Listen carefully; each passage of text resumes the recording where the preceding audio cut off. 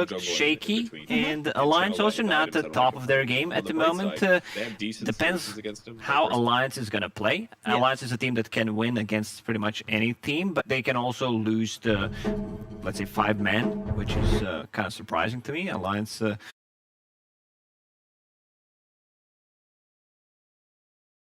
EG looked shaky, and Alliance also not at the top of their game at the moment. Depends how Alliance is going to play. Alliance is a team that can win against pretty much any team, but they can also lose the, let's say, 5-man, which is kind of surprising to me. Alliance is a team that sometimes looks very one-dimensional, and a lot of the teams tend to punish that. When they lost to Na'Vi, it was GPK's birthday, if I remember correctly. Ooh. As you know, in CIS, they like to celebrate everything in a quite spectacular way, so maybe that impaired them a little bit when it comes to getting victories. Also, they picked Storm for him. They did. Yeah, which didn't really work out. It was... I mean, his win rate is atrocious in that, right? It was 38% before that game. Now it's like 35-34%. So it's pretty bad. If they pick anything else for GPK, Faster. I think it's gonna be great. Yeah, we're still not. We have some time. We have some time. A little bit of time, tiny bit of time. Tying me up. Don't worry. Well, you know what? The thing that I wrote down with these two teams at the moment is that they're, like you're saying, they're able to take games with the best of them, but they're not consistent with it. Like, both of these squads at the moment are not consistent. Is that fair to say?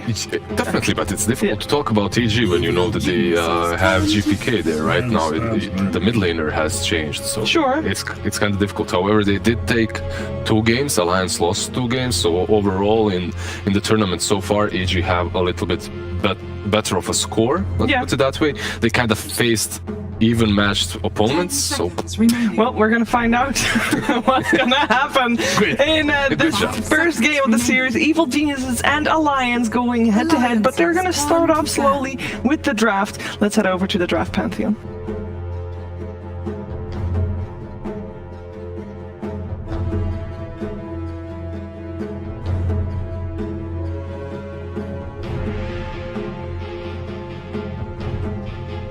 Seconds remaining.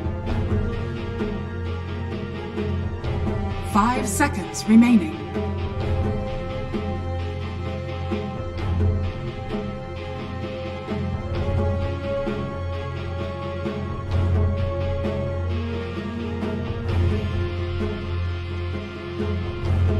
We may be transitioning in slowly, but don't worry, we're knee-deep as we jump into this Game 1 draft, EG versus Alliance. And gentlemen, I've already got a handful of picks for you, so no need to preface things. We'll save that for Game 2.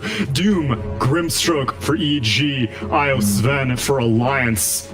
Things already popping off. Give me some first impressions, boys. I like this style of opener. I like it. You know, just lay your cards on the table, pick something with power. I've seen a lot of teams, I think, outthinking themselves, just trying to pick stuff that's just versatile, multi-role in the opener, which is always good, but it's like, just give me some dank, you know? Double Doom potential, Wisp Sven, self-explanatory. Who needs flex when you can just win fights? Yeah. Tigov, I'll let you take a little bit more of an analytical approach. What is it about this EG situation that made them look so miserable against Na'Vi? Because I had high expectations for this roster. They show up against Na'Vi and they just kind of fall to pieces. What exactly happened for people who may not have been able to catch that? I think it was simply EG as a team is always pretty kind of like cookie cutter. You know what's going to come from them? Like, they're very good at a certain pool of like heroes and style. And Na'Vi, they were in a position where they were trying to like reinvent themselves after like a shaky start to the tournament. So they came into the series like with the Alchemist, I believe, and actually trying to kind of go surprise that we're going to get you. You're a little bit stale potentially. And EG, they're very good at certain combos, but that is easily punishable if you do the correct homework. I was curious that you mentioned that because I also have considered Alliance to be kind of cookie cutter at times, and that more often than not, it's all up to Nico Baby to win the game. Would you consider that still to be the case in a post-S4 world, or not so much? I think the issue here for Alliance, or at least maybe the new life for them, is they always seem to pick S4's hero in the first phase. They are a team that gravitates towards, I believe, second pick. And it's always about, okay, how are we going to S4 hero early so we can enable Nico Baby later? Predominantly, that would have been Darkseer during the start of this tournament. We've seen the changes to Darkseer, and clearly these lads are like, well, maybe we don't want to first phase of Darkseid now, because if Surge has changed, Yeah. But VP. No, it's gone. we could definitely second phase it. Oh, for It's sure, still- 100%. It is vintage Alliance, it's Yeah. vintage S4, and it synergizes real nicely with the Sven because you get the double bonus with the Wisp as well. You surge one target, the guy he's tethered to also goes away super speed. It's pretty nice. Even if you can't break the speed limit, it's still worse. Yes. It's still two hasted heroes for the price of one, and then the Vac stun potential. It's weird how the game's changed a bit, but that's something I feel like a lot of times now Dark Seers are played for the surge, but back when I was a lad, still young enough to play out on the field, it was more about the Vac combos, and, the big stun. Well, if you're Alliance here, picking up this eye, you want to see like an Earth Spirit, some melee 4 that can be your initiator starting out the fight. If you don't have that, it's often quite hard to run an IO draft. And okay, they're going for a Lena. It's quite nice here too because Limp will always play it if necessary. Yeah. It's likely going to be a 4 position. This is as close to inspired by my complexity as you could get. We used this exact same trio of heroes. I think we picked it in this order back at TI5, and this is really cool because Lena is one of the better supports to go with a Wisp because you have kill threat, and you always want this other support to be able to do stuff, specifically when it comes with a locked TP interrupt or stun. I'm trying to think of like the S4 hero right now, like the Brewmaster, like maybe even the Centaur, like these heroes that can either A, get you out of that doom, because once it's put out, you want to get out of the fight, or B, you have the option to be super aggressive, setting up that relocate. Brew is a hero naturally very strong laner. It is pretty good against these illusion heroes that RTZ naturally wants to play. And again, it's that pairing of a strong lane for the laner. It's so weird. I heard the name Arteezy. I'm like, wait, he's playing? Oh yeah, it's EG. I forget. This is the first time we've seen him play against a European team. Well, other than earlier in the tournament, of course, but in what, like 6 months? Yeah. Because it's been forever. It's so interesting. Yeah, stuck in that NA kind of bubble. They've been under the radar for a while, which is why I was so excited to see the GPK version of this roster. Yeah. Newly 11k MMR as well. Don't know if anybody's shouted him out yet. Well done. Well done. That is some insane dedication. Like I don't have it in me to get to like 8k. I can't imagine just saying, you know what, only 3,000 more to go. Underlord, basically the same situation in terms of countering the illusion heroes. Can be a strong laner and allows the laner, if it is going to be that 4 laner, can easily sit behind the Underlord. If it is going to be the laner flex, because again, that's what they've set themselves up for right now. They're going to decide mid or 4. And overall, pretty nice. Yeah, I don't mind it. After watching Secret play today and how they had a lineup that wasn't really active, but it was super good at punishing that one over aggression at a defensive position, and then you just own the map because again, you get such a net gain from that one fight. It's ideal. Like Underlord's one of those heroes with a ton of gravity, right? You're gonna need people to show up in lane if you want to push him out of it. Just one's not gonna cut it. So as he draws these extra heroes, it creates openings for your Wisp +1 to make moves. So Underlord can be completely isolated in a corner of the map, and if you try and chase after him, there's always that threat of relocate, so it allows him to play with more aggression, and he can actually get extra creep waves because of it. It's a very interesting selection. I don't really like Arc Warden into Wisp or Underlord. You have any thoughts? I honestly don't mind it because they're in a position right now that their Doom is pretty much irrelevant in the fact that the fight readout on Alliance is so strong, they don't really get to play out. There's relocate and there's the the taxi with Underlord. Therefore, like Alliance get to dictate every fight. And when you're in that type of position, you can't really double down on more team fight because again, that escape you're never going to stop. So EG are basically deciding, okay, we're going to always be able to play the map quicker than you. Your lineup is pretty clunky in terms of how they move. Again, they're versatile. They're quick in the relocate, but an Arc clone is super scary to play into. This makes me feel like it's probably a crit Doom though. So their last pick is likely going to be, could be offlane Void Spirit, I suppose. I know Ramses can play it. I'm just not sure what direction they'll go. It's it very could also just be open. crit offlane. Yeah. It could be Ramses on Doom off. There we it go. could be Doom mid. It Yes. could be Void Spirit for crit. Like we really Exactly. That's where this double like the Void and Doom is so open because they can play in so many roles. Do Especially they need that kind of flexibility even though they know that they're going to be laning up against a Sven IO? because usually that kind of offlane flex potential is like, well, let's see what the carry matchup is going to be before we commit to one of these things. It's more about like like an insurance policy, knowing, okay, what are we gonna, like, you see 4 picks, right? You get to decide quite confidently. If you didn't have that option of flex in your draft, you wouldn't have that kind of openness going into your final pick. It just keeps your kind of mindset on the game a little bit more open, your playbook, your timings. And we are leaning, what, 4 position Lina, mid Lina? What's the situation here? Because I feel like Alliance are more often than not giving it to Hanskin. They find more utility and not giving it core role. You have the stun no matter what, unless if it's a Phoenix where you need the attacks to kill the egg. It's not really critical to give her high farm priority. It's hard to say. I know for a fact it's one of Limp's favorite heroes, dating all the way back to Heroes North. You can see EG banning out the mid heroes, so they expect, you're correct, that Hanskin will be on the Lina. I think it's more likely, especially when you have a carry Sven. It's just kind of, you look at this and you see Sven and Underlord as heroes that Lina wants to play around, so it makes more sense for it to be a support in that sense. 10 seconds For what hero Limp would play in this spot. I was thinking maybe a Death Prophet, but they just haven't picked that for him in a while. Well, they have last pick for Alliance, so right now that they can decide between a mobility core to get onto the Arc Warden to lock him down, setting up the relocate, or they can go for like a vision-based mid like Zeus that can just, okay, that's for Arc Warden, relocate go on him right now type of situation. Especially with Sven going for Ags, hard to really kite him. You can always get into the bubble because, again, you're Stormhammer. EG, though, they now have to decide what's happening with this Doom. Dude, what about a Wyvern? I keep saying Wyvern. You I don't know what's wrong with the hero. you do. No one picks it. No. But I see a Sven, I see a Wisp. Like, damn, that'd be pretty sick. It's very good at prolonging the game, defending those early towers. Alliance doesn't have wave layer. Yeah, I'm a little bit of a fan. They go for a Tusk. Doom will be off lane now, Void Spirit mid. And now Alliance basically can go, okay, what is our mid laner? What type of game plan are we going for? That makes Lina mid, I think, really unlikely, just because there's so much save now. And the biggest problem with Lina as a core is that no matter how far ahead you are, you're never durable. So if you just get caught out, punched, kicked, no bolt cut off, you're just dead, even if you're 2 items ahead. I think it's got to be Hanskin now. You're thinking about a hero for Limp. I feel like you want that kind of utility. I lean towards Death Prophet.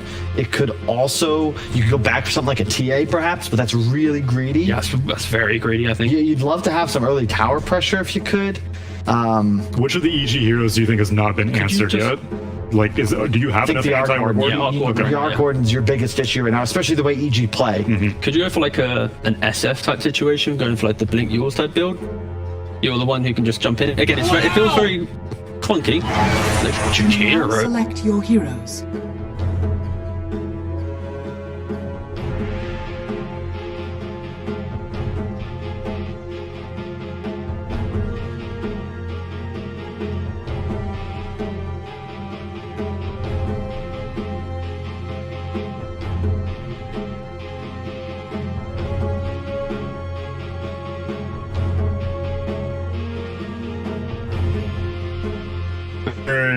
EG and Alliance's previous showings in this tournament so far, they're looking pretty even. So this Lina, it's gonna have to be a game changer, it seems. My expectation would just be you put the Lina mid, and then your Jakiro and Io support duos, and then the Jakiro Underlord together can just constantly push out the wave and force it under tower for Arc. I'm just worried. How do you keep EG off of you, right? They're gonna throw the Grimstroke ult. Doom run forward.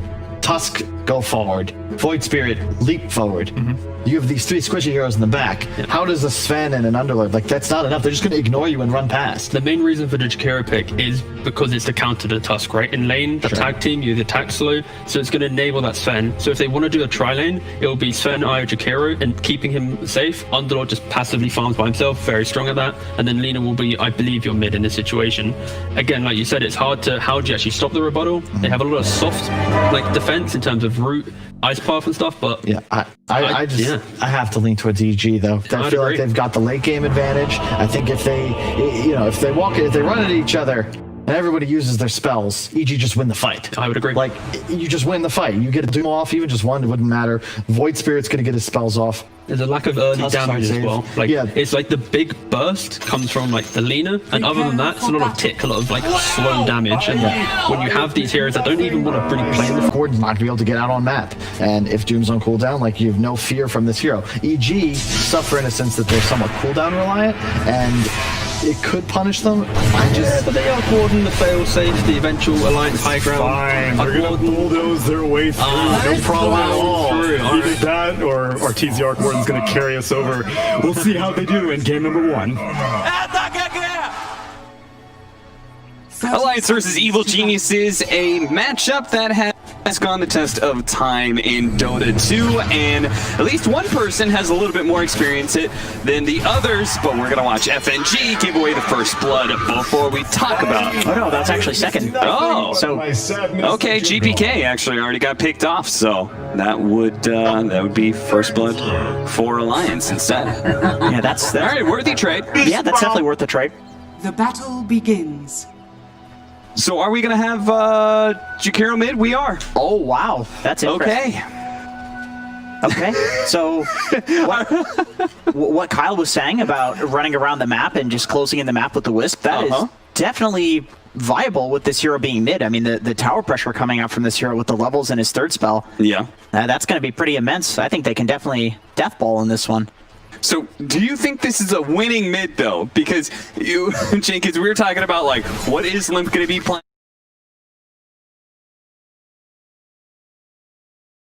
And the conversation obviously came to his mid Lena and how, while he's really good with that hero, it's just not a game-winning hero. It's it can feel like pretty hot garbage when it comes to the late game, and you have this extremely squishy hero with all of your net worth. She never really gets enough items that she's unkillable, but this Jakiro, it's, you know, probably a little bit tankier than Alina, and it actually is a counter to the Void Spear mid. Ramses? I think Ramses might be dead. It's he's certainly going to be taking a lot of damage over a long period of time here. He still has a Fairy Fire. He can eat another Tango. He's actually got a healing salve. I almost think he should have devoured the melee creep that he was tethered to. You know, just to slow down that IO. He's gonna live, but like, is it really worth it? What, is it really being alive? Yeah. You can see the change in the. That got what, one regen? Yep. It's pretty rough. Yeah. That's not a hero you expect to be difficult to cut the creep wave against. I think that's why he didn't wait to devour there, because it's like, it's a Wisp. You just poke. Yeah. Well, not quite. All right, get back to the mid. Yeah, this Is this a game-winning losing hero, Jenkins? No, I legitimately think this is pretty good. I mean, Okay. like Jakiro as a mid, generally speaking, is it's not the fastest of heroes. It's not going to run around killing people. It'll take tower. It's like a Dragon Knight, another dragon. Spear was just put out into the game. Was people were picking Jakiro mid as a counter because it's all magic damage. Yeah. You just spam him with magic and his shield doesn't do a single thing. And a major lane winner, right? Any melee hero that goes up against Jakiro is probably going to lose. Hanskin missing out on that LSA. Nice juke there from Crit. He may still die as S4 indeed is able to pick up that kill. Turns that damage back around onto RT. Support for support. I don't think either lane really cares too much about that. Both of them get to go back and function as essentially a courier, a very expensive courier.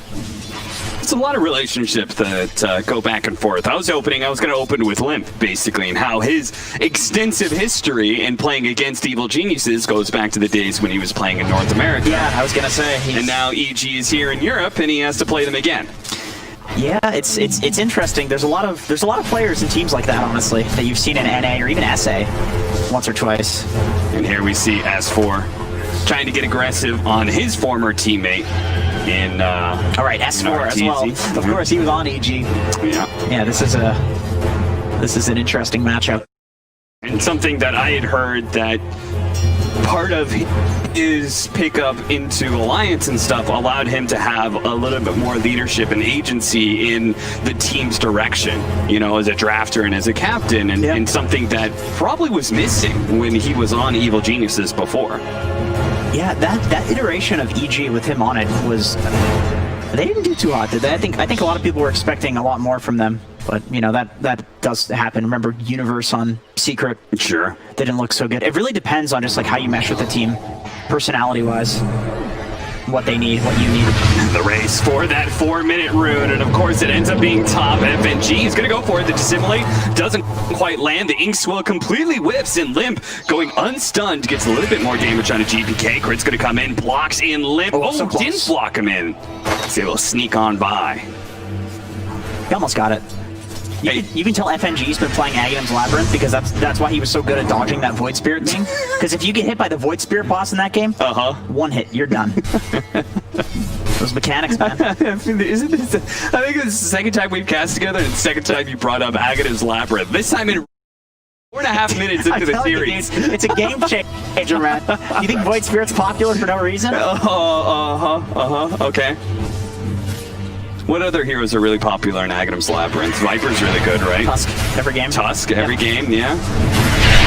Nice reason. Look at the damage. He's very, very dead here, or at least I thought he was dead. The snowball onto him, but he still has a fairy fire. That orb of venom might just get the kill. Crit needs that last hit, and he gets it right before the LSA stuns him. Once again, support for support. I think if you're RTZ, you're kind of happy about this because you're an Arc Warden, so it's like, I'm a late game here. I'm not supposed to be getting kills. And then if you're S4, you're also like, well, it doesn't get kills. Yeah, and you get a bunch of damage from being around that kill. You can turn that around and maybe get some extra CS or denies that you wouldn't before. True. Yeah, true. Unfortunately, you don't get the permanent damage anymore. That was a fun patch. Yeah. For Underlord players. When you got damage. I felt like there was a very, very small window where maybe he was good, but then he just became garbage again. Yeah, GBK looks like he went in for the kill, and now is being punished by Limp. Takes a whole heap of damage, and he definitely needs both the bounty rune and maybe even the 6-minute power rune that's coming up. GPK is doing a really good job in this matchup. I think it also goes back to the rune control that EG has in this game. Get harassed and just bottle up, and then die, and then bottle up again with the rune. Radiant structures are fortified. Ooh, he's got the siege creeped on Limp. Time to pressure. Yeah, Limp is gonna take some tower shots while he has the bottle. Gotta be careful he doesn't take too much, though. Just trying to keep that siege creep alive. This was not worth it, Limp.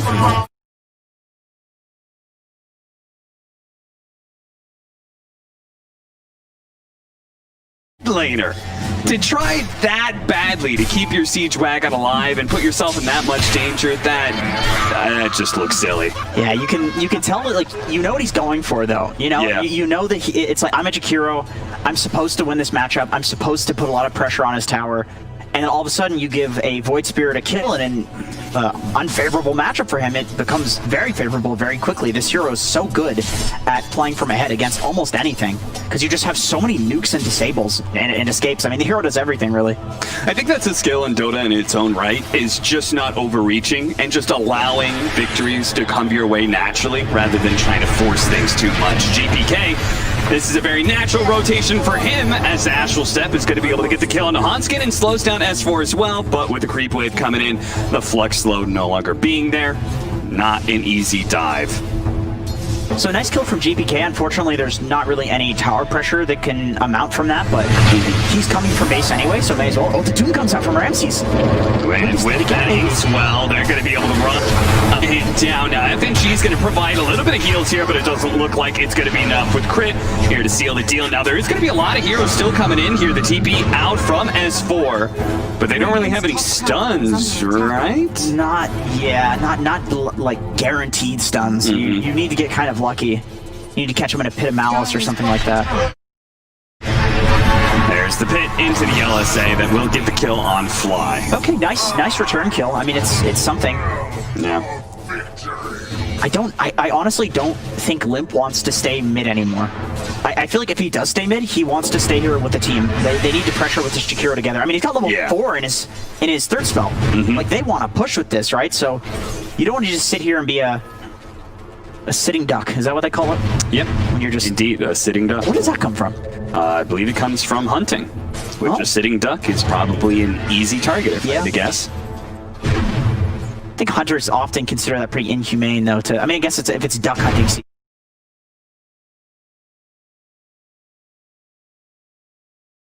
Like, you know, you have to do the whole process. Otherwise, it's not fair. So I feel like a sitting duck might, depending on the situation. Anyway. back to Dota.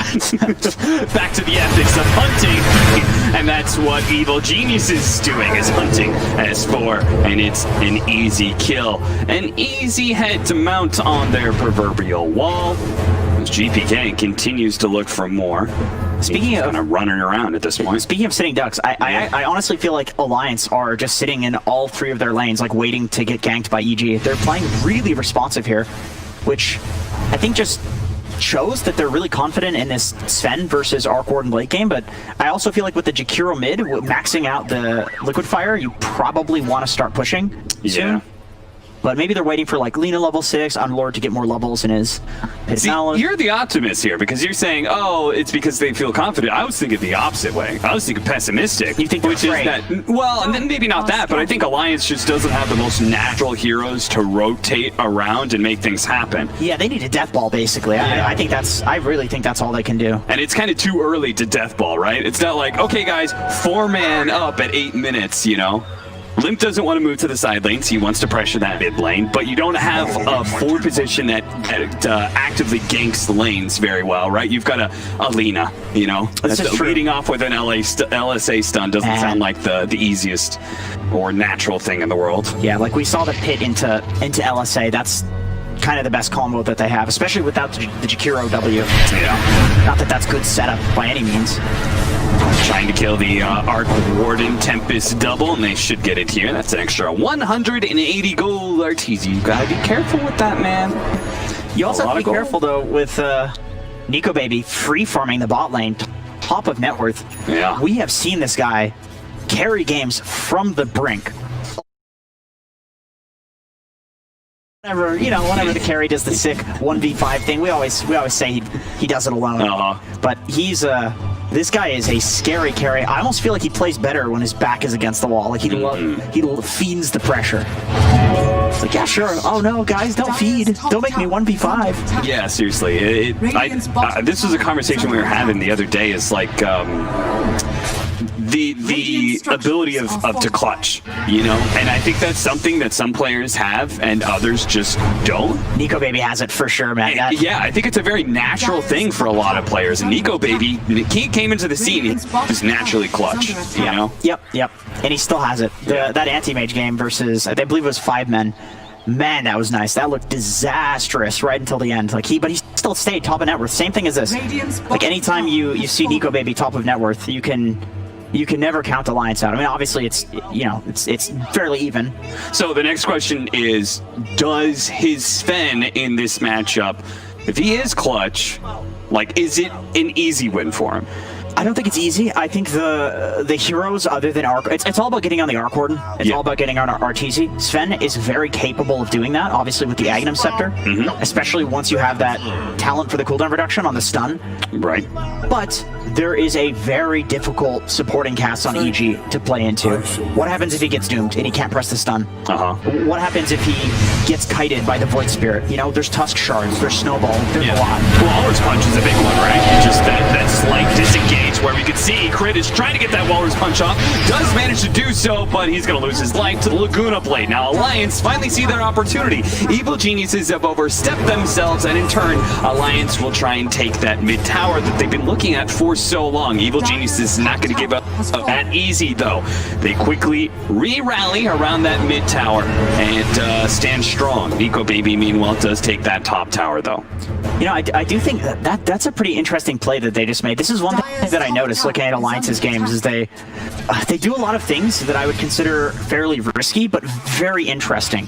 You know, they'll go and they'll put down deep wards without a smoke, just on a solo support, and they'll say, okay, if I die, whatever, it doesn't matter. Like, they'll do a play like this where they have Nico Baby pushing top, and then everybody else pushing mid and making space for him while taking the top tower. Like, you'd think you bring the Jakiro to the top lane, right? This is your tower pusher. What's the first tower you get in a game of Dota? It's almost always the enemy safe lane tower. But they realize it's a Jakiro. He can hit from this far away with the level 10 talent. So why not pressure this from afar? It's exactly like the Dragon Knights, right? It's just like the Dragon Knight. If you have the ability to poke at this mid tower, and you're going to take it eventually, abuse that fact. It's better than Dragon Knight, honestly, with the level 10 talent. Like, look how far away he is. Hanskin going to be slowed down by the Flux here. Very likely dead, Hanskin. Gonna be able to turn around, get out the LSA. Nice double soul blind into the silence as well. GPK getting some nice damage in, but both of those heroes are super tanky, and as a result, he eventually runs out of damage and has to run down the river. But now Sven's here, and he got the double stun into the ice path as well. A little bit extra damage. GPK, he'll fall. No more mobility left in the tank and Alliance. They're just gonna swarm into this mid lane. Evil geniuses, they have certainly lost that tower, and they may be losing more lives. Fly eventually dies. Nico Baby just keeps on hunting here because why not? This man, at this point, like with an IO behind him, he's looking kind of unstoppable, and he does manage to find Ramses here. Almost into the tier 3. They're looking for these kills. Nico Baby doesn't slow down just yet, but with Arteezy making an appearance, they're finally gonna leave this place until because they've got S4. Probably making the calls. Go for it, guys. Do the dives. I'll Uber you out of here. Oh, they went top 2. Dude, that is... Alliance is playing crisp this game. This is really nice. Like, it all starts from this choice to push mid with the Jakiro and Nico Baby farming top, and then coming in once he's got the Mask of Madness, and then they Uber out to the top lane. But dude, EG, they know. Yeah, they've got the double doom. They're immediately gonna smoke up and see if they can get that soulbind into double doom. Actually, they don't have the soulbind off cooldown just yet. Yeah, it's a long cooldown at level 1A. They didn't really see an opportunity to jump. Maybe they saw the IO, but it's like, it's hard, right?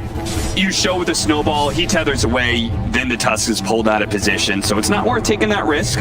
They'll wait for a better opportunity here, wait for the 15-minute bounty runes. Maybe that's when they can catch Alliance, or maybe Alliance will catch EG as they break apart. Look at this nice ward they have up here. They saw that nobody else is there with the Doom, so they're going to be immediately jumping Ramses. Ramses trying to use that movement speed to get out of here, but he's been caught once. Centaur stomped, the Pit of Malice doesn't snatch him up again. Here comes GPK, he's going to be able to pull back. Nice grab there with the Aether Remnant, grabbing the primary target of Nico Baby and pulling him off of Ramses.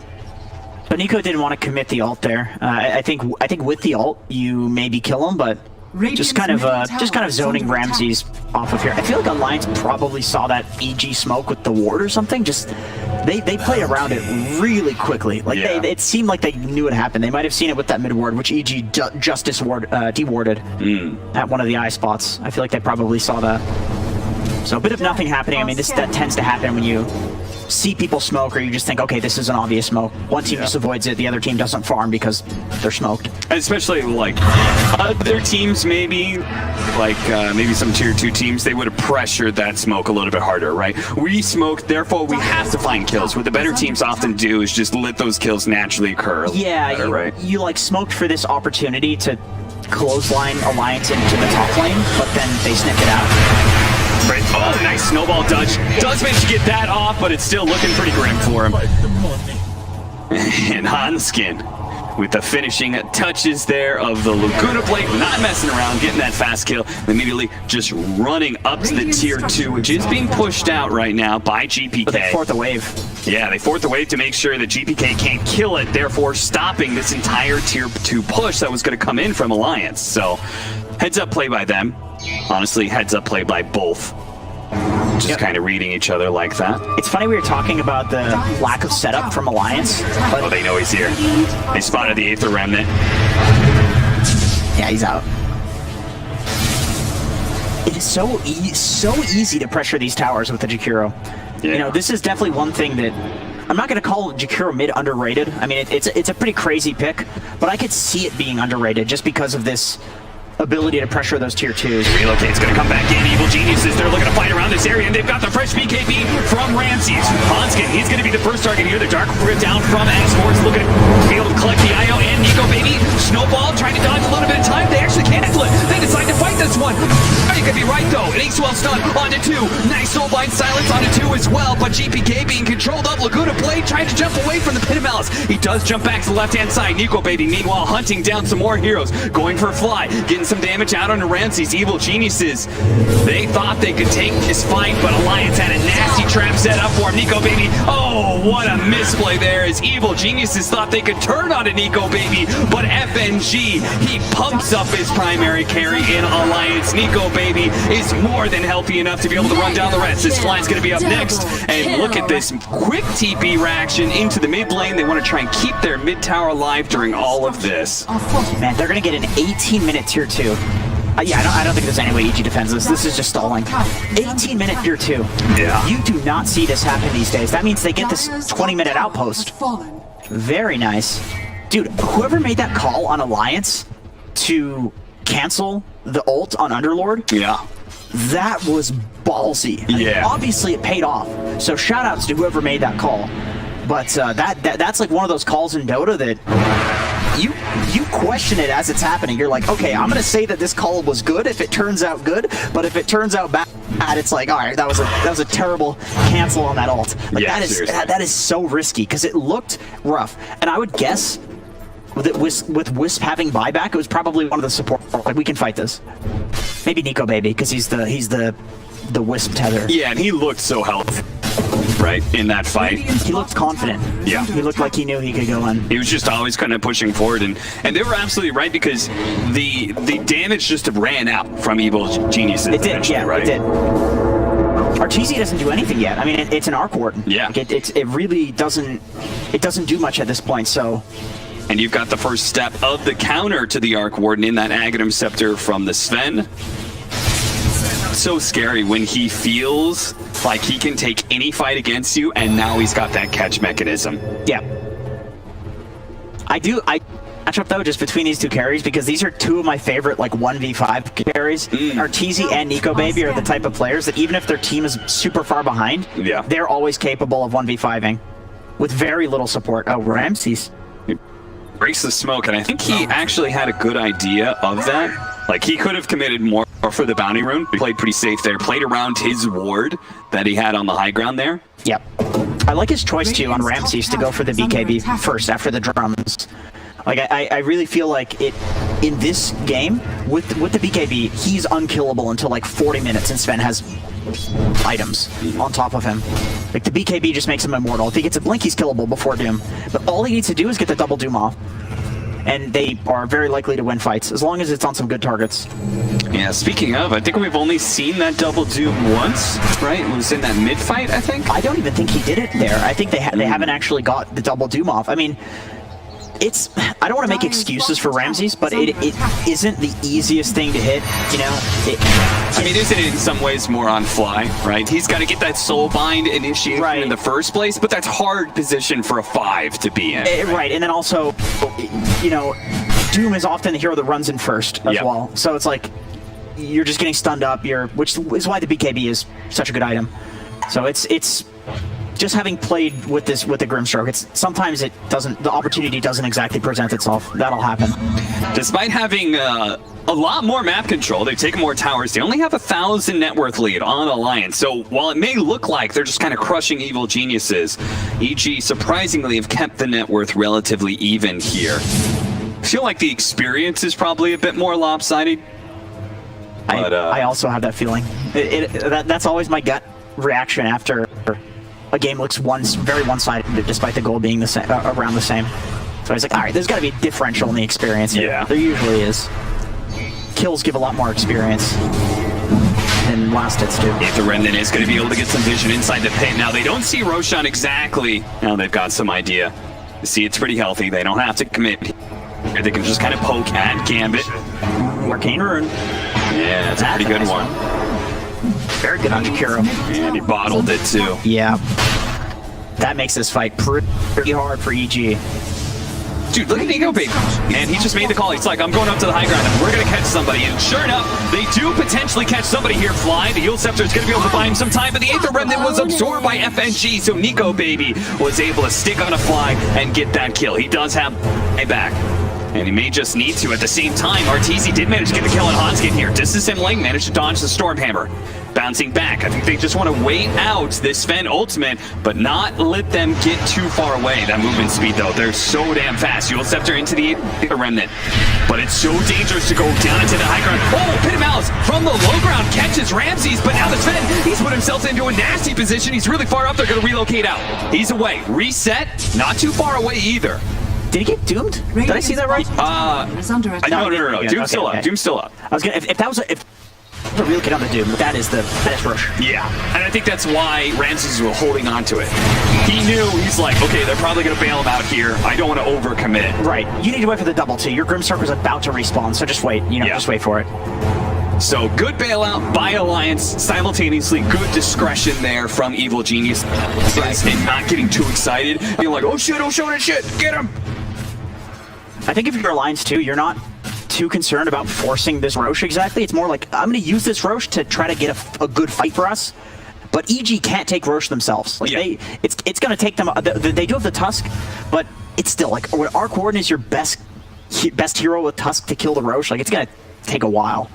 Oh, dude, Ramsey's in the position again to break another smoke like that, and uses his movement speed to make sure he doesn't get caught. So value. It's funny because it's some of the plays where nothing happens that are the best plays in Dota. Yeah. Like literally just standing on the high ground and then running away. That smoke could have been a disaster. You know who they're smoking for. Who do you go to the triangle to kill? You're going for Arteezy. Yeah, there's a reason Arteezy hasn't had a whole lot of screen time. It's because Alliance has not been able to connect on their ganks with him. They've succeeded in a lot of team fights, but oftentimes what they wanted was kill on Arteezy, take some objectives. Yep, it is not happening. He is level 18. Midas in 2020. Okay, so let's reverse this. I said early, can Nico Baby 1v5 this? Is this the right kind of Sven game? Is this the right kind of Arc Warden game? I think against every other hero but Sven, it is. And you have the Doom to deal with the Sven. So I think going late, as if you're EG, you're pretty confident. It depends on who has the... Here they come. They're searching. Can they get the LSA? Oh, into the Stormhammer Dispel on the Yule Scepter. The relocate back is going to leave Nico Baby here. He is, but Ramses is too fast anyway. That was an offensive Yules from Lena, right? Did he... Can you target Sven stun during Yules? I guess you can. Yeah. I had no idea. I did that play-by-play like I knew that was going to happen, you know? I haven't seen that. I mean, you could use it like the Dispel gets rid of the Yules. I knew that. Yeah, but that was Lena's Yules. That was Lena's Yules. That was his friend's Yules. Yeah, so I was just like... Shouldn't he be invulnerable? Wait, how could you dispel an allied Yules on an... Well, I think that actually didn't happen. I think he just happened to come down just as he did that. You think he stunned before he was traveling, then the Yules went up. You know why Sven's stun takes 2.5 No. He definitely targeted during the Yules, but I think he came down. We need an instant replay of that. Yeah. Can we get that? Hey, meanwhile, they just take Roshan and they got out with a Dark Rift, which was super cool. Yeah, that is really nice. That's a very nice play. Oh, he's going for Bloodthorn. They did get the Roshan kill and the Aegis, right? I know they got the Aegis, but just wanted to make sure. Lint did have to grab it in the haste, but I don't really think they care too much because it feels like Nico Baby... He's got a second life in the eye. He's got the Wisp, yeah, exactly. So I think this is fine. Man, I really like the Bloodthorn from Nico Baby because it's just gonna let him blow up Arteezy in like 1 or 2 hits. That's all he needs, and I think that's all he's gonna get. Once again, going back to, I really think the supporting cast on EG is quite good at kiting a Sven around. So in the Sven stun, I think with the Bloodthorn, he can actually kill Arteezy. Is there any call to like? I mean, I guess you can, because IO. I was just thinking, like, it would be nice to have Blink Dagger on this Sven as well, just to kind of, like, bypass all the frontline heroes and see if you can get on top of the Arc Warden, but I'm not sure if you could do that with an IO. I feel like Sven gets too... Look at this trap. They're setting up the Tempest double for them to try and fight around it here. Nico Baby, he already jumps in immediately. He's going to come. Look at that damage. Holy smokes, and the Yule Scepter. It stops FNGs. He came in to try and save Nico Baby. Now they're going to throw out the Doom because got the kill. The Wicked 6 streak is given away. Ramses picks it up, and they're going to get an extra kill into S4 as well. A big trap set up by Evil Geniuses, and the claws at that trap dig into Alliance and cause some serious casualties. That was a nice... That does not work against a worse team. Because a team that's not really good is going to focus a lot less on killing the Tempest double. But you know good teams try to counter Arc Warden by killing the double because it gives so much gold and XP, especially XP. It gives a ton of it. It's worth more than a hero kill often. Yeah, and you don't want to be giving up like tier 2s to that kind of attrition. You need to be proactive, and Alliance is trying to be proactive. Like that's a pretty next level bait. If that's the real Arc Warden that shows up there, it's so obvious it's a bait. Yeah. If that's even Ramsey sitting up there, it's like, like, well, he's got a BKB Shivas. That's obviously a bait. But the Arc Warden clone, you think that thing's always on its own, right? Yeah. If you're good at the game, that is very interesting. I mean, that's not going to work a second time, but very cool that time. But maybe one time is all they really needed, because Evil Geniuses, all of a sudden, it looks like they are holding a lot of map control, and they're also 8,000 net worth up. Yeah, they lost Roshan. They gave up an Aegis to a Jakiro, but I'm not sure if that matters. I personally did not. I was like, man, isn't this... Like, won't Sven out carry the Arc Warden? But this is beginning to be a little bit of a landfall in just the net worth dip. So he switches from the full Bloodthorn to BKB, which I think is absolutely the right choice. He is getting way too kited and stunned in these fights. And I think probably... If they lose this game and if they go back and look at it, probably something that they're going to talk about is we probably should have had a BKB on the Sven before Bloodthorn, and then eventually go into the Bloodthorn. I do really like the item just in general, but I think you probably get the BKB first after that fight. I mean, also you probably say, let's not kill the Arc Warden clone. A bunch of heroes, and they got the right one that they needed to. They need to kill S4 as quick as possible, prevent the Dark Root, or maybe Alliance can actually win this fight. Never mind. The jump in, the Stormhammer brings GP Gate down. Almost they managed to finish him off, but he astral steps away. Is he going to be able to TP out? He tries to go for the TP. Looks like he's good for now. Limp is going to die to RTC. That's just the Aegis, though. Evil Geniuses blink away. Managed to dispel off that hammer and get away from him. Ramses, he's just trucking forward. Has to turn around and go for S4 because of the threat of the Dark Root. They're going to try and finish him off before he gets away, but a good save by S4. He gets out, saves his own life. They lost their 4 position and their Jakiro, and I can't even say 2 with a serious face at this point in time. Yeah. This is what you would expect from a Jakiro in the 30-minute mark. We were talking about Jakiro versus Lina, and Lina just kind of feeding and feeling like a support, but Jakiro has similar issues, maybe a little tankier, but still a problem. Ramses, he's in deep, man. Yeah, he just does not seem to give a damn. I really like the choice to go for the Blink Dagger on Fly. I would imagine Crit probably has one too, or maybe he's going for one. Although he doesn't actually need it. Like, if you think about this, if you're on EG, you're either Arc Warden or you have some sort of disjoint for the Sven stun. Obviously, Void Spirit has tons of disjoints. You have the Grimstroke who has the blink. You have Doom who's going to get a blink and he has a BKB, and then you've Tusk who has Snowball. And then BKB on Arc Warden. How do you Sven stun in this game? Nobody's Sven stunnable. Yes. This is a very interesting way of dealing with it. I was actually talking with Fog backstage, and we were like, the only way to beat this new Sven is to get disjoints. Yeah. Nothing works. You can't Ghost Scepter it because he dispels it. You can't Yule Scepter it. Force down if you're not getting far enough away. Yeah. He just goes with you if you force. Yeah. You literally have to disjoint it.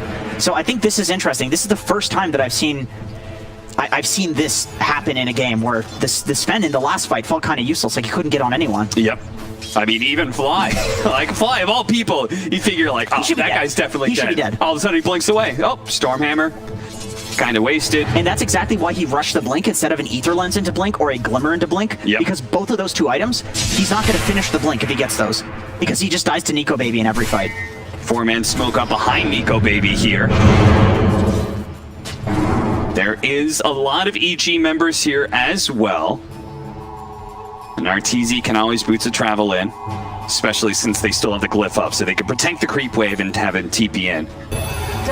If a fight breaks out, they're going to smoke to the other side, see if they can take over the triangle here. They're going to run into Jakiro. Limp looks like he has no mobility, right? He's decently tanky, but once he's caught, he's just kind of dead. And Alliance, maybe S4, a little bit too far forward there, thinking maybe he could save Limp.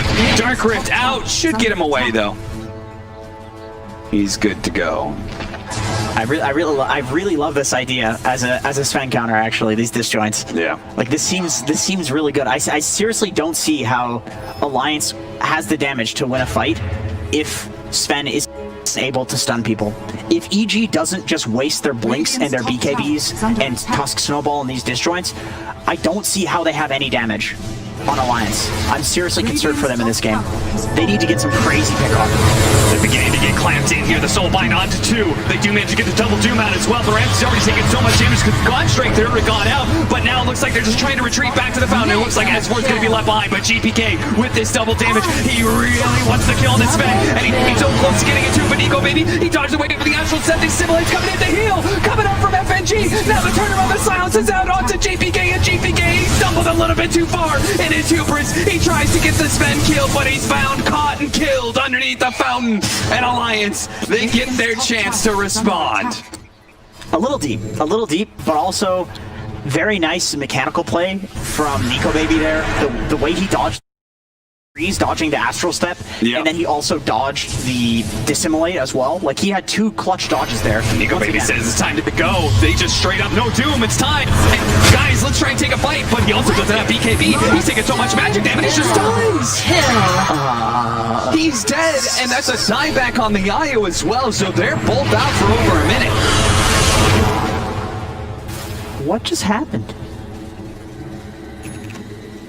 Nico Baby made a call, man, and I don't think the rest of his team was ready for that call. Nobody else was really that close to the triangle. S4, nice block in there. Too bad they can't really take advantage of it. Limp now gonna have to hold with S4 on his mid Jakiro, something he's played 7 times before. No stranger to this hero, but how is he going to be able to showcase the power of mid Jakiro 35 minutes in against an Arc Warden that's stacked to the kills? Is under attack. You know, they are doing a decent job at holding the high ground. But with this clone pushing them back to Fountain, it doesn't look like that's going to last very long. Yeah, now they're getting time to swing on this tier 3, but still, they have to back up soon if they don't want to take a 5v5. 10 more seconds till the Sven is up. Are they going to try and completely disengage? It's looking like no. They're going to kind of still stick around and see if maybe they can take a fight around here. S4 pulled into an awkward position. It's this Tempest double. Just keeps on laying out the damage. Nico Baby, he popped the God Strength. He is convinced he can catch somebody here. Pulled in by the Aether Remnant, though. Not able to catch up to Arteezy until, is he going to dare the high ground? Slowed down a little bit more by the Yule Scepter. The rest of the team is so far away. I mean, yeah, just bait out the Sven ult and walk high ground again. I mean, you think they can just go right into Alliance's triangle, I think, once the Sven ult is down. I don't see why you wouldn't. I mean, Fly's already there. So is Ramses. Yeah. They get all the bounty runes as well. They've got that high ground ward occupying this enemy space.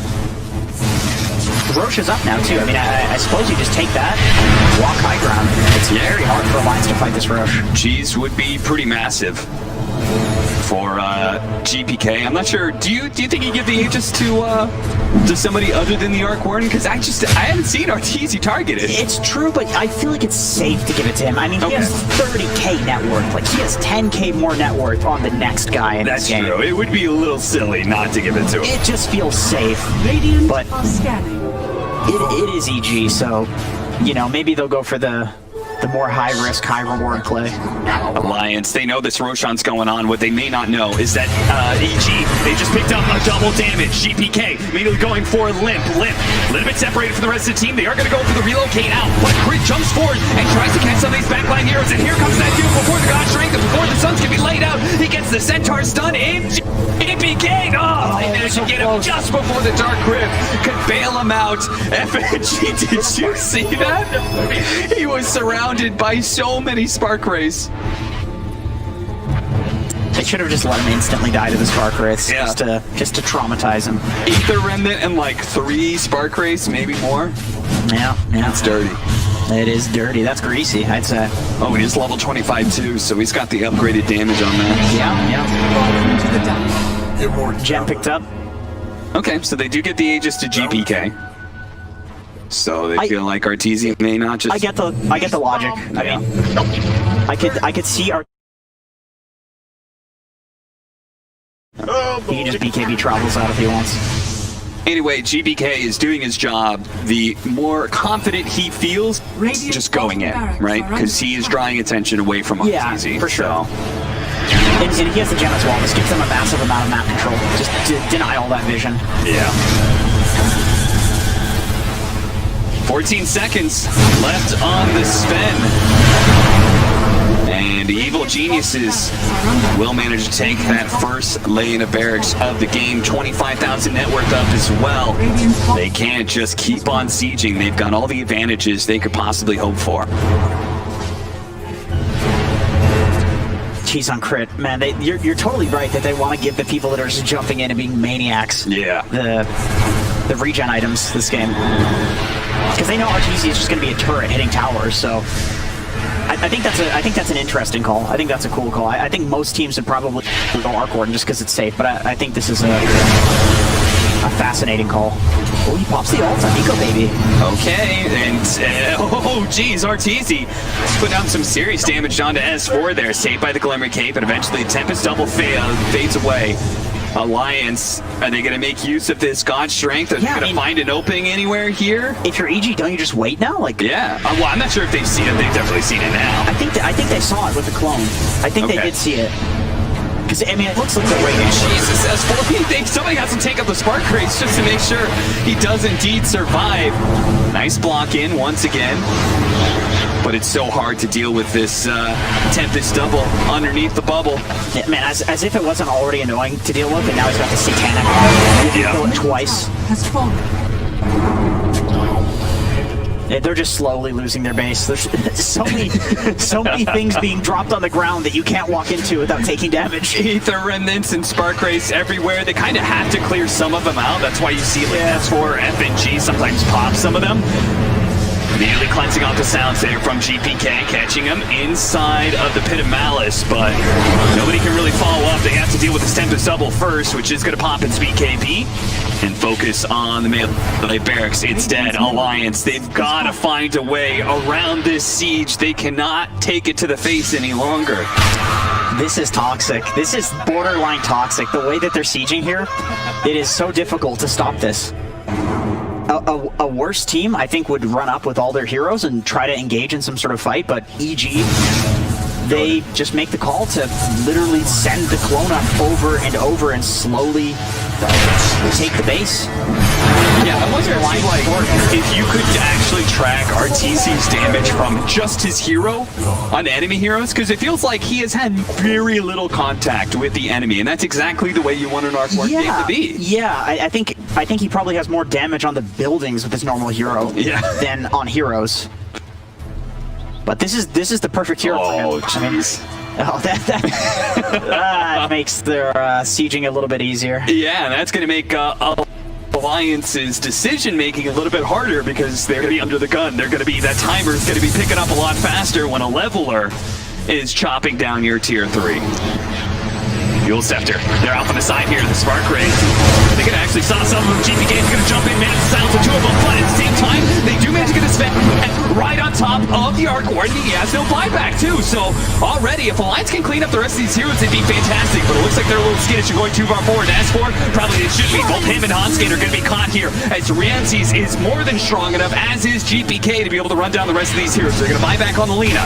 Sven wants to be able to go back in. They deal with the Tempest double, have to deal with that first. GPK, he'll TP out, and the rest of Evil Geniuses is on the run. The relocate, looking to be able to cut him off at their tracks. The blink away from Ramses. They're pretty fast, though. Can they catch up to him in time? They can't. If anything, again, they have to be scared of a potential turnaround. Crit, you maniac. Yeah, seriously, look at them. They're like, they want to go without Arteezy. This feels unnecessary, but they're gonna try. They do have the Doom up. They do have the double soul bind. If they can actually get it, but Fly, he gets caught in the process of trying to blink it. He does manage to get off that double soul bind, though. The Doom is gonna go off as soon as the silence fades away, but he gets sucked up first. The LSA follow up the ice path as well. Laguna blink. Can he get it off? He gets off a sector stun. Finally turns around. Doom's 1. That's gonna be on the Sven. Doom 2 on to Jakiro. A smash to the face, and it looks like the Sven could be taken out, but he's saved by the eye. No, he goes down.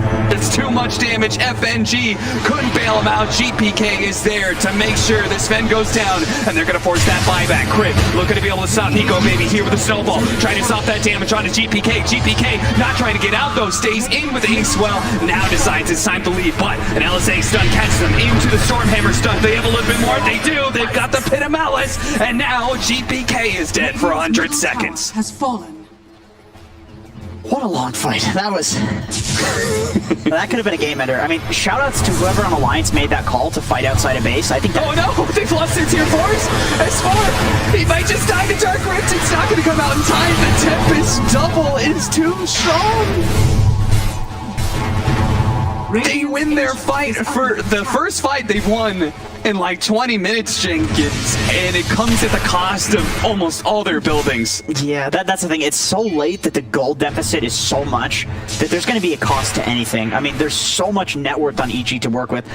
I really like the fact that they're like, we need to fight outside of base. If we let EG get it set up into their sieging formation, we cannot break it. So we have to go before they get into that formation. So that was a good call. Gotta take some risks here. The Soulbind looks like the IO is far enough away. He does not get tethered to that, and he does manage to pull the Sven out of that situation, which he thought was gonna be really bad. But now they don't have gun strength. Now they don't have IO relocate. Maybe it doesn't matter. GPK is so essential for these fights. I think they need to wait for him to respawn on EG before going. Why do you think he's so important? I think he needs to be the guy that's going in and getting things started. If they want to fight... Well, Lions, they feel the same way. They're going to just go up into the high ground immediately. A little bit blind, but it doesn't matter. As you said, GPK is important, so they're going to try and take the fight while he's down. They got to make a few risks. Bring down the Tempest double, 300 gold. So much trouble to deal with, though, as they're down 36,000 net worth. Myself right. See, the question here is, like, what happens when all of EG has respawned and we're not having this chain feeding thing happening? Like, there is bleeding happening. They are hemorrhaging on EG. And I think that's the only reason that this is looking good for Alliance at the end here. So what do they need to do? Rapier on Nico, baby? Yeah, probably. I mean, they just need really fast damage. Looks like he feels like Satanic is better for him. Yeah. I mean, strength item on a hero that gets immense amount of bonus damage based on his strength. I feel like it makes sense. It gives him a second life. I don't disagree with the Divine Rapier just because it feels like he needs to pump out as much damage in like 2 hits. Yeah, like but kind of saying. The problem is it's like a Sven Rapier is not a great Rapier here. That's true. If it was a pretty bad one. If it was a Gyro, it would be a guaranteed thing, but I'm not even sure if a Sven Rapier is that game-changing. Yeah. If he didn't have Bloodthorn, I would say the Bloodthorn is a game-changing item. It's crazy he could just man-fight this. Are you serious? Satanic! That's 4 heroes. Hardcore in late game is obnoxious, man. You look away for a second, it's like, oh shit, our tier 4s! Yeah, What's happening? Is that the real one? I don't know. He's got a cosmetic. I can't tell. They look the same. It's funny. They could just lose in so many ways here, right? They could get mega creeps by a flat-out siege. They could get bum rushed by 5 people from Evil Geniuses. They could get distracted and have Arteezy, whether it's his Tempest double or his actual hero, hitting the throne. A lot of ways to lose. Pick your poison. Yeah, that's kind of what it feels like right now, is that Alliance have to, at the risk of losing some other way, choose how they're going to attack Evil Geniuses, right? Yeah. Maybe they go inside their base and they get backdoored, you know, and they lose their throne. But the alternatives are not looking any better. Do you want to die slowly or quickly? That's the question here. Do you want to learn to just whittle away at your base? But there is still hope. They've shown they can win fights. They've shown they can kill this Arc Warden. They can kill him relatively quickly, too, if they can just get on top of them. But that's the true issue here. It's the Tempest double. Once again, pushes itself up into the high ground. They try and deal with this Tempest double as quick as possible, but it never happens quick because it's got BKB Satanic. Eventually does die here, but a hefty amount of damage is already on that tier 3. Once again, we have the formation.